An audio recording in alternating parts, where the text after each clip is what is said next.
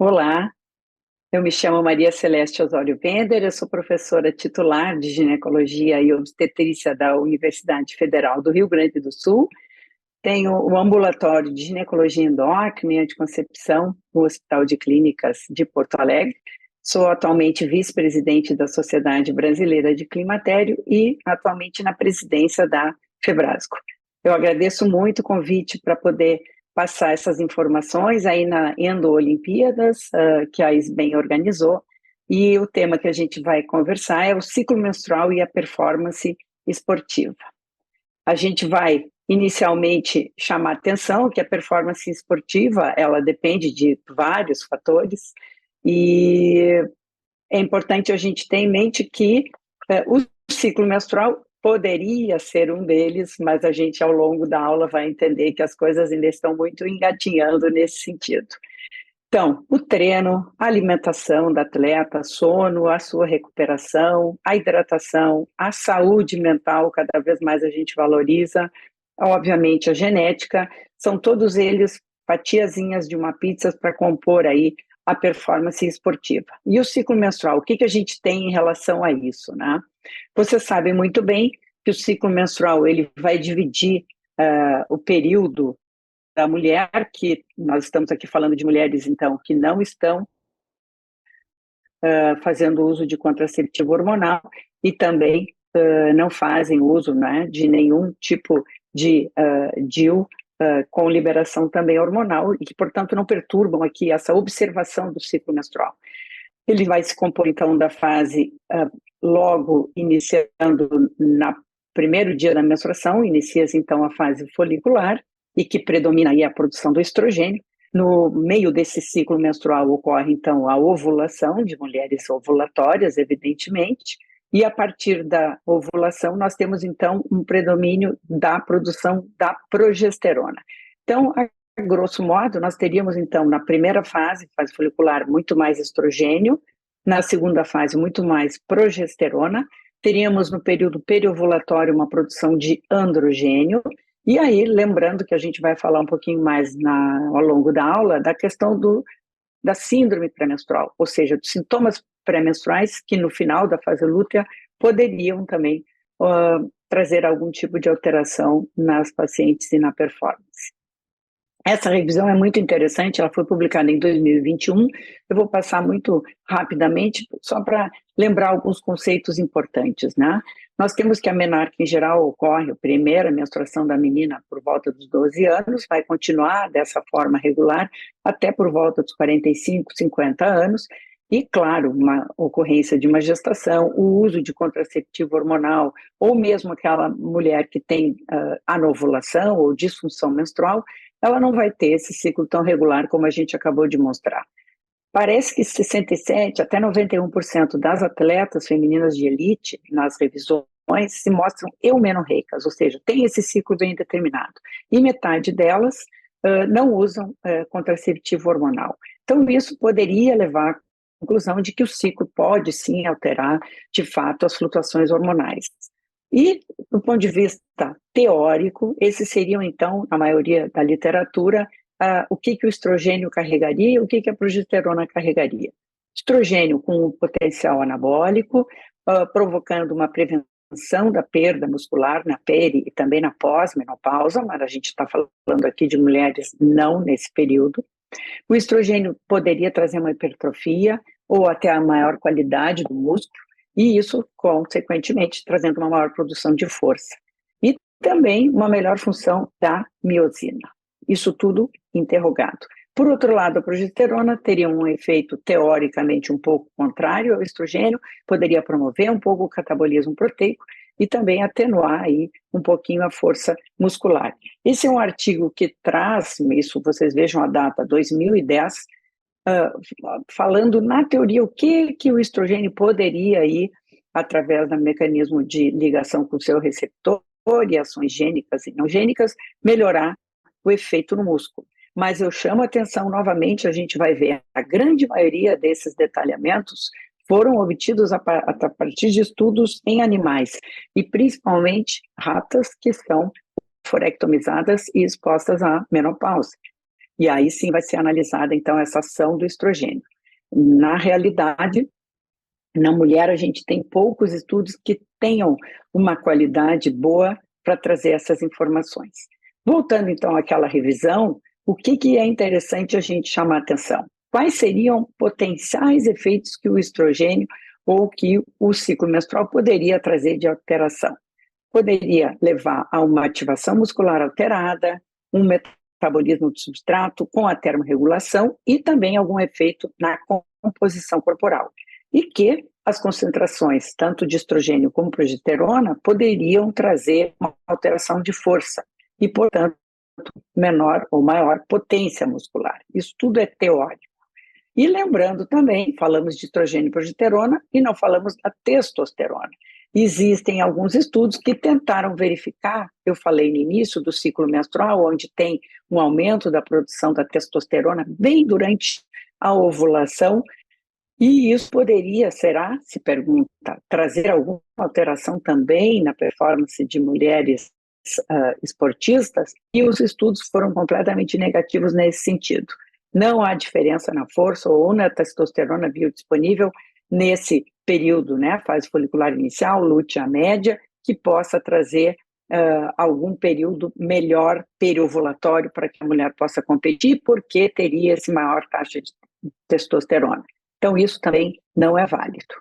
O que é interessante chamar a atenção, eu já coloco para vocês essas noções. A maioria dos estudos bem feitos e revisões sistemáticas e meta-análises, elas não chegam a uma conclusão definitiva. Ao contrário, elas chamam a atenção que a qualidade dos estudos é muito ruim, o número de mulheres é muito pequeno e os instrumentos realizados para detectar alguma alteração que o ciclo menstrual provoque de melhora ou piora na performance de atletas, eles são inconclusivos.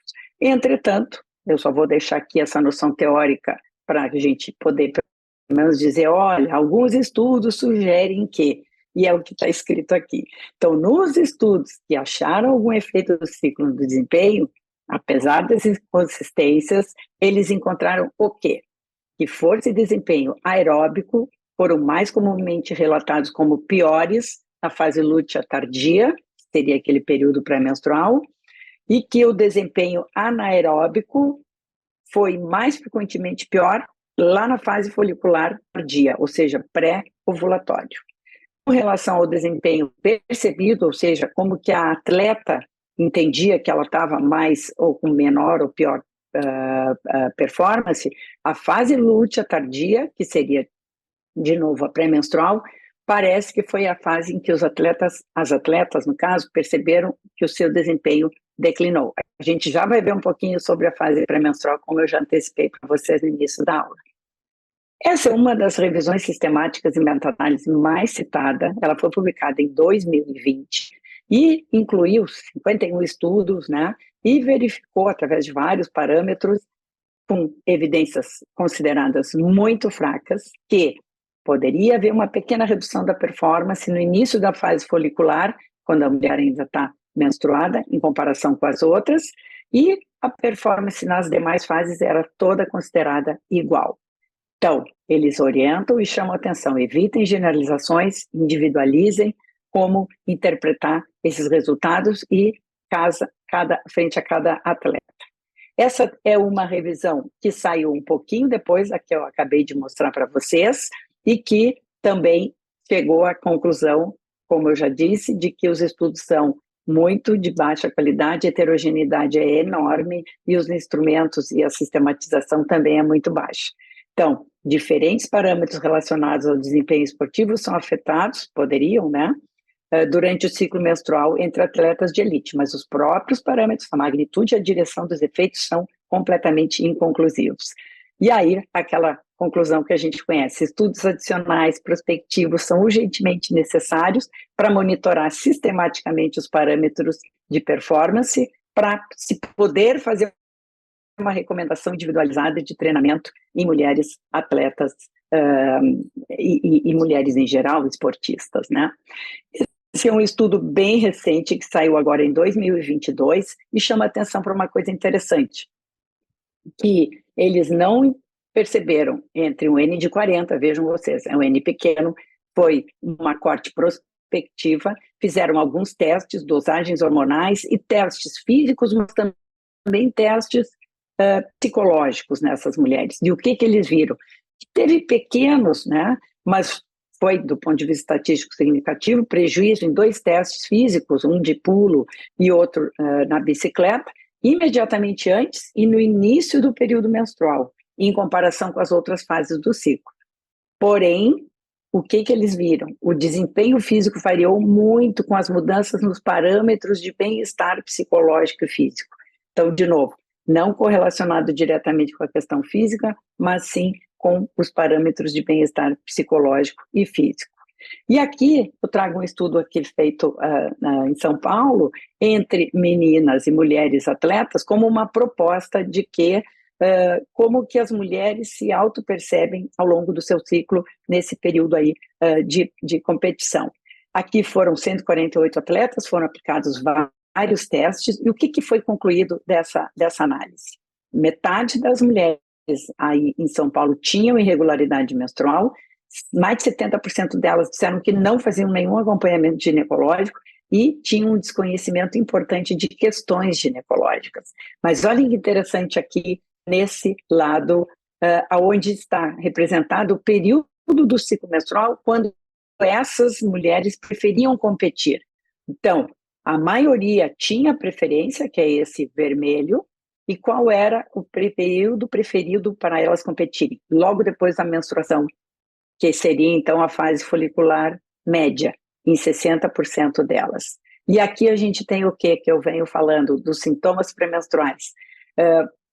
Em vermelho, 93% delas diziam que sim, o período pré-menstrual influenciava, e aqui mostrando o quanto que influenciava. Em azulzinho é leve, que dá 38%, e o resto tudo se dividiu, ou seja, mais de 60% delas se dividia que incomodava, sim, o período pré-menstrual de maneira moderada, severa ou muito severa. E aqui, então, só para lembrar que os sintomas pré-menstruais, sim, podem ser incomodativos.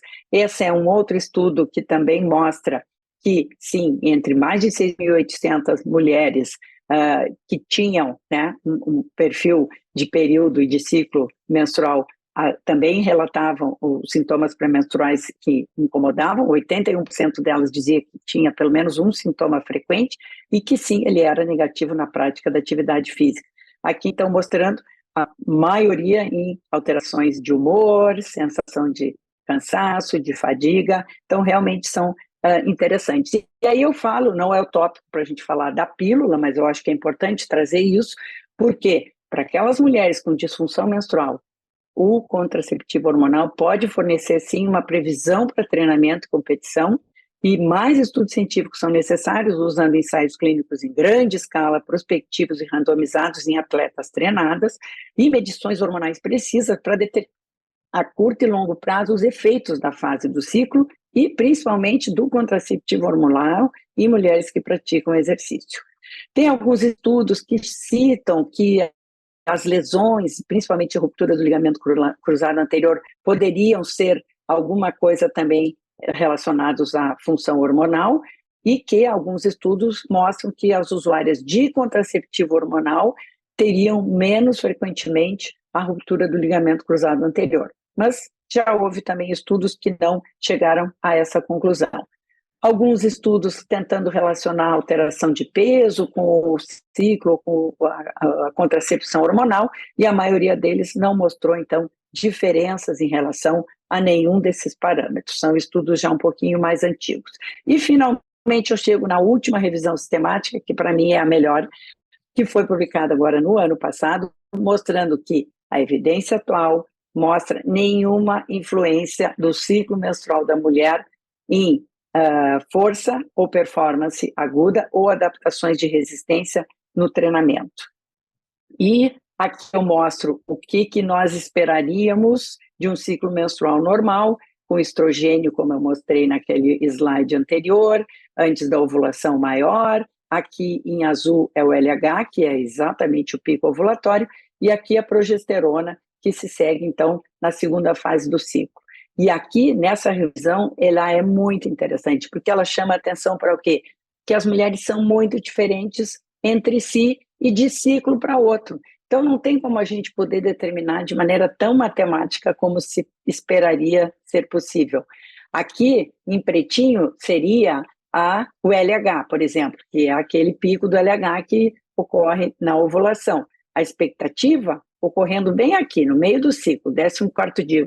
Olha a realidade, multicolorida. Tem mulheres que têm o pico do LH lá no 12º dia, outra no 13º, outra no 20º, outra lá no 22º dia do ciclo. Não, então não pode a gente determinar treino em cima de toda essa variabilidade. E aqui um quadrinho com um calendário, onde a gente imaginaria que a fase folicular iria até o 13º, aqui ela ovularia, e para cá seria a fase lútea. Só que não, a gente vê aqui que a ovulação pode acontecer no 20º dia, pode acontecer no 10º, pode acontecer no 13º e em outras no 23º dia. Ou seja, não vamos determinar que as coisas são regulares, porque elas de fato não são. E esse é o último artigo que eu trago, que também eu achei que ficou muito interessante. Ele foi publicado agora em 2023, autores aqui, um deles do Brasil também, e que ficou muito interessante, né? Chamando a atenção que nós precisamos ter estudos mais sérios e de melhor qualidade para realmente responder essa pergunta, né? Será que o ciclo menstrual e a performance se interligam? Nós temos, então, uma população de mulheres nessa fase reprodutiva de 2 bilhões no mundo inteiro, claro que nem todas são atletas, tá? Lá em 1876, a Mary Jacob foi a primeira que levantou essa questão de será que o ciclo menstrual tem alguma relação com outras coisas, e aí por quais mecanismos fisiológicos nós poderíamos ter variação com o ciclo menstrual.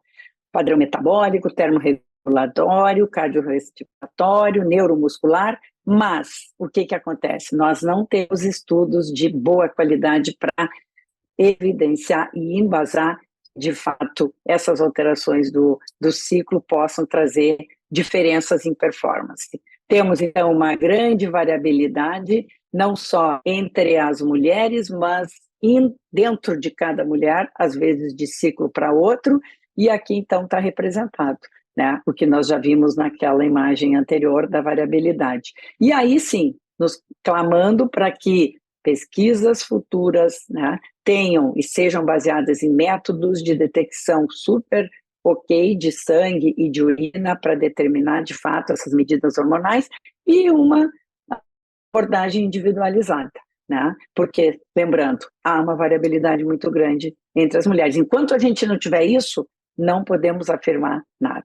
Então, finalmente, eu gostaria de agradecer de novo o convite para essa aula e a participação aqui na Endo Olimpíada e chamando a atenção, não há evidências que relacionem, então, que o ciclo module a performance e nem o contraceptivo hormonal. Uma abordagem individualizada deve ser adotada com base na resposta de cada atleta, avaliar o objetivo principal para o uso de contraceptivo hormonal, se for para inibir o sintoma pré-menstrual, que ela tem como muita queixa, acho que a pílula pode ser uma excelente opção, né? E também qual é a experiência dela com o ciclo natural. Evitar as dosagens hormonais no nosso dia a dia, na prática clínica, porque elas não nos trazem nenhum tipo de informação, nós falamos de dosagem sim em pesquisas, lembrar a importância da orientação para cada uma das mulheres atletas, né, se autoconhecerem e sempre fazer então uma escolha individualizada, porque cada mulher é única. E finalmente agradecer de novo em nome da Febrasco e desejar aí um excelente evento para todos vocês. Muito obrigada.